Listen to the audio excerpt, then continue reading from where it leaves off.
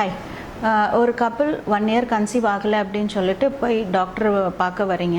So நீங்கள் doctor பார்க்க போகிறதுக்கு முன்னாடி உங்களுக்கு நிறைய அப்ரிஹென்ஷன் இருக்கலாம். என்னென்ன டெஸ்ட் பண்ணுவாங்களோ என்னவோ, என்ன சொல்லுவாங்களோ என்னவோ அப்படின்ற மாதிரி இருக்கலாம். ஸோ ஒரு டாக்டர் கிட்ட வரீங்கன்னா அவங்க ஜென்ரலாக என்ன பார்க்குறாங்க அப்படின்னு பார்த்தீங்கன்னா, ஃபஸ்ட்டு கன்சல்டன்ட் பார்க்குறதுக்கு முன்னாடியே அட்லீஸ்ட் ஒரு 2 பேராவது உங்களை பார்ப்பாங்க. அது கொஞ்சம் ஃபஸ்ட் டைம் வரீங்கன்னா கொஞ்சம் டைம் எடுக்கிற விஷயம்தான். உங்கள் 2 பேருக்கும் இதுவரையும் ஏதாவது ஹெல்த் ப்ராப்ளம்ஸ் இருக்கா, நீங்கள் ஜென்ரலாக என்ன பண்ணிட்டு இருக்கீங்க, என்ன ஒர்க் பண்ணுறீங்க, எப்படி சாப்பிட்றீங்க, உங்கள் ஹோம் கண்டிஷன்ஸ் எப்படி, உங்கள் மேரிட்டல் லைஃப் எப்படி போயிட்டுருக்கு, ப்ளஸ் இப்போ மேரேஜ் ஆகி எத்தனை வருஷம் ஆகிட்டுருக்கு, இத்தனை வருஷத்தில் ஆல்ரெடி ஏதாவது ட்ரீட்மெண்ட்ஸ் பண்ணியிருக்கீங்களா, ஒருவேளை ட்ரீட்மெண்ட்ஸ் பண்ணியிருக்கீங்கன்னா என்னென்ன ட்ரீட்மெண்ட்ஸ் பண்ணியிருக்கீங்க, அதில் எல்லாம் என்னென்ன மாதிரி நடந்திருக்கு, என்ன ப்ராப்ளம்ஸ் ஆயிருக்கு, இல்லை எதோ சக்ஸஸ் ஆயிருக்கா, ஃபெயிலியர்ஸ் ஆயிருக்கா, ஆல்ரெடி பேபிஸ் இருக்குன்னா அதெல்லாம் எப்படி ஆயிருக்கு, அந்த அவுட்கம்ஸ் எல்லாம் எப்படி இருக்குது.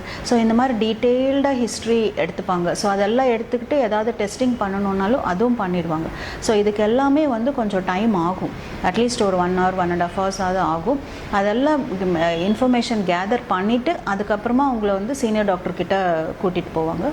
சீனியர் டாக்டர் உங்கள் 2 பேரையும் எக்ஸாமின் பண்ணுவாங்க. எக்ஸாமின் பண்ணி ஃபிசிக்கலாக ஏதாவது ப்ராப்ளம்ஸ் இருக்கான்னு பார்ப்பாங்க.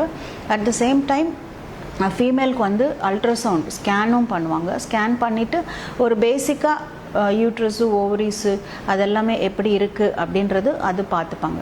ஸோ இதெல்லாம் பார்த்ததுக்கப்புறம் சீனியர் டாக்டர் ஒரு லெவல் ஆஃப் அண்டர்ஸ்டாண்டிங்க்கு வருவாங்க. அப்போ உங்கள்கிட்ட உங்கள் ப்ராப்ளம் பற்றி டிஸ்கஸ் பண்ணுவாங்க. ஃபர்தராக இன்வெஸ்டிகேஷன்ஸ் தேவை இருக்குன்னா அப்புறம் செகண்ட் சிட்டிங்கில் வரலாம். ஸோ ஃபர்ஸ்ட் சிட்டிங்கில் கொஞ்சம் டைம் ஆகும்.